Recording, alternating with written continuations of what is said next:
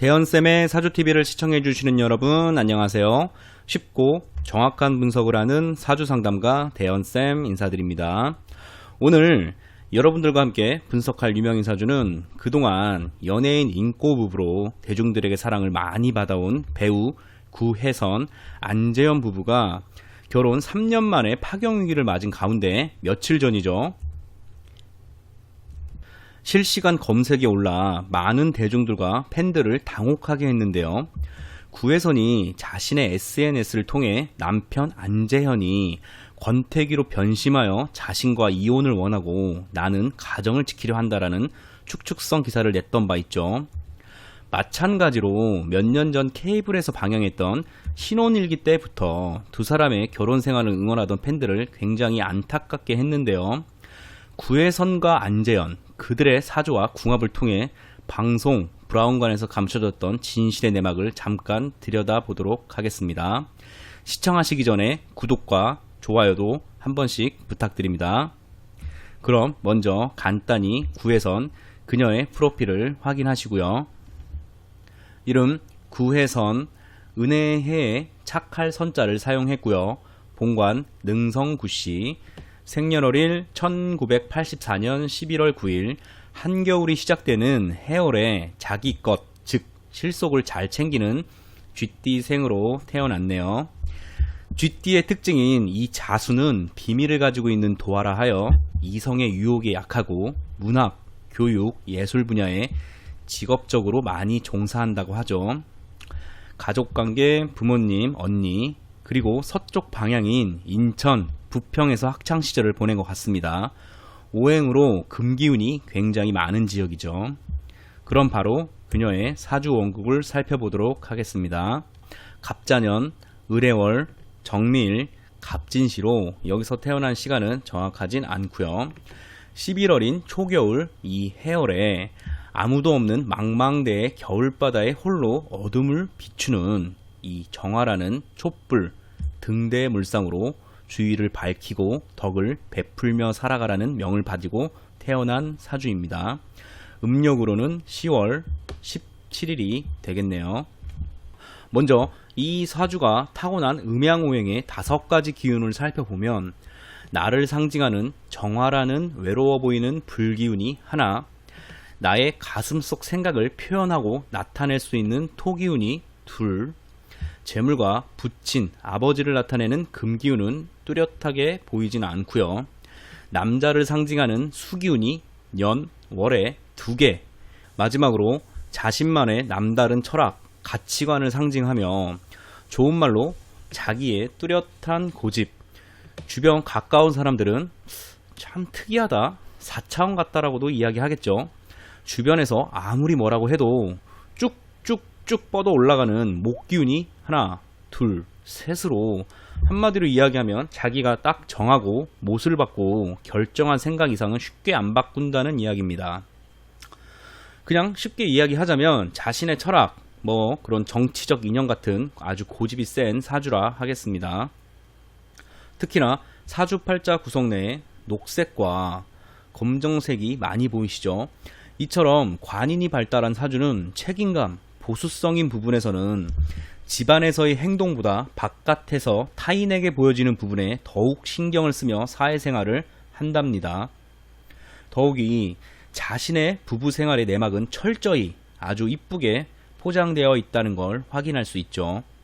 일진, 식신, 노란색 미토를 놓아 부지런하고 남에게 사소한 행동 하나도 인정받을 수 있으며 천간에 정편인 인성으로 문득문득 자신의 눈에 비춰지는 세상을 바라보며 음유시인 같은 생각을 글로도 옮기며 사람들과 소통하는 능력, 예술가로서는 상당한 장점이 되지만 지금 상황으로 봤을 때 결혼 생활을 유지하기에는 마냥 좋다고 볼 수 없죠. 이미 여러 번의 책 출간으로도 짐작할 수 있는 내용입니다. 여기서 아쉬운 점은 일지, 미토의 나무의 인묘, 고장지로서 소통하는 나무의 뿌리가 땅에 깊숙이 박히지 못하고 물에 둥둥 떠있는 형상으로서 굉장히 불안해 보이죠. 일단 첫 번째, 남자와의 올바른 소통 문제가 있는 것으로 보이고, 쉽게 이야기하면 난 그렇게 말하는 게 아닌데 다른 의도로, 즉 내 식대로 해석한다던가, 앞에서 이야기한 관인 소통의 발달로 일단 너보다 내 방식대로 가정을 이끌고 가야 하는 사주인데, 그것을 아랫사람 헤아리듯이 보듬어 줄 수 있는 재성이라는 금기운이 보이지 않는 걸 확인할 수 있습니다. 쉽게 말해 커플이든 부부든 한쪽이 리드를 해야 하는 상황에서 상대를 읽고 보듬어 줄 수 있어야 하는데, 그 리더십, 카리스마가 약발이 다했다 할 수 있죠. 방송에서 비춰지는 구혜선의 모습과는 전혀 다른 행동을 취하고 있는 걸 볼 수 있는데요. 이럴 경우 본래 자신의 모습이 아니기 때문에 건강을 해치거나 극심한 스트레스를 받게 됩니다.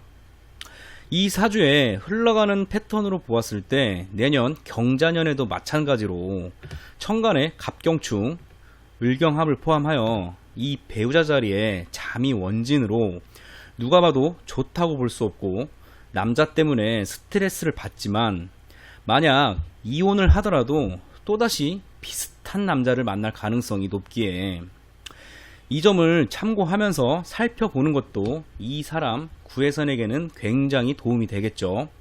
그럼 이어서 안재현의 사주를 살펴보도록 하겠습니다.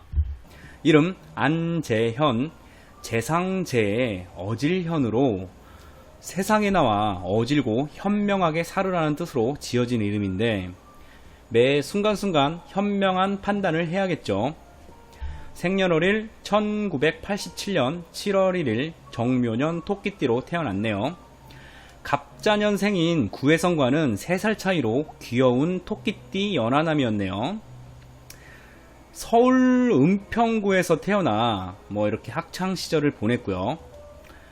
구혜선 안재현은 2015년 을미년에 KBS에서 방송된 블러드, 이 블러드라는 드라마에서 호흡을 맞추며 연인으로 발전하여 이듬해인 2016년 병신년 기사월에 결혼을 했다고 합니다.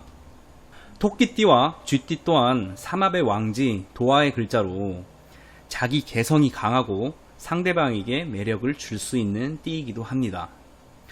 두 사람 모두 다르지만 비슷한 느낌이 드는데요. 그럼 바로 사주 원국을 살펴보도록 하겠습니다. 정묘년, 병오월, 신해일, 개사시로 여기서 태어난 시간은 마찬가지로 정확하진 않습니다. 음양 오행 중에 나를 도와주고 생해주는 올바른 인성, 중심, 다른 말로 이렇게 포용력을 말할 수 있는 땅기운인 토기운이 없는 것을 이렇게 확인할 수 있는데요.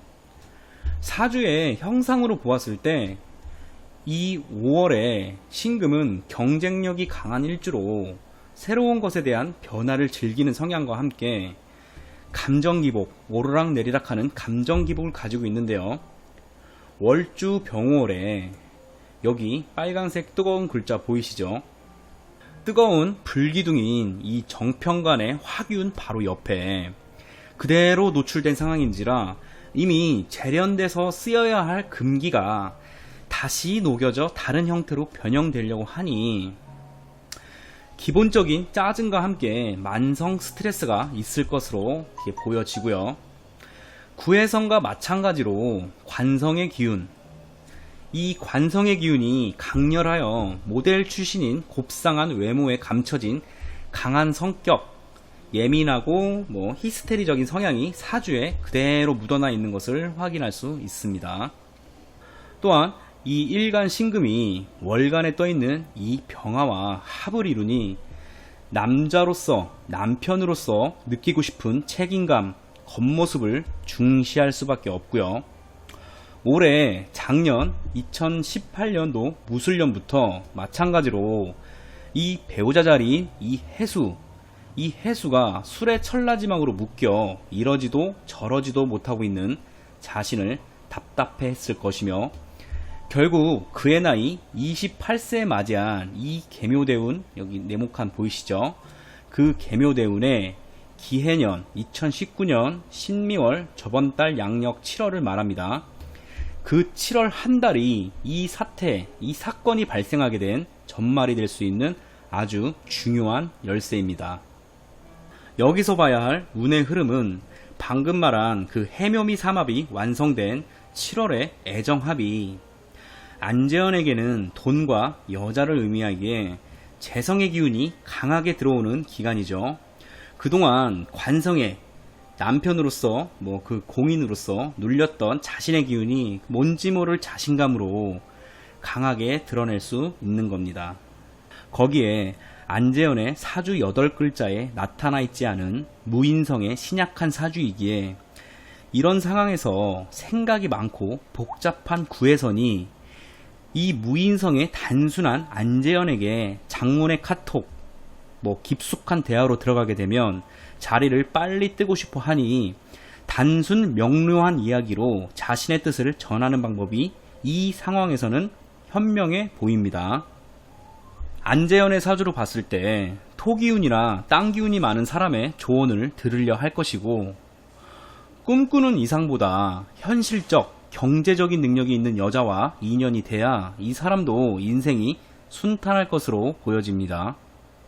아무쪼록 대중들이 알고 있는 이 상황에서 긴 분쟁으로 이어지는 그 진흙탕 싸움보다 빠른 조정을 통해 해결을 보는 것이 앞으로의 연예계 생활에 도움이 될 것으로 보여지네요.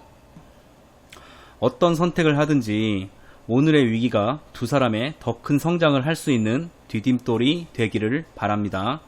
오늘 강의는 여기까지고요. 도움이 되셨다면 채널 구독과 좋아요도 꼭 눌러주세요.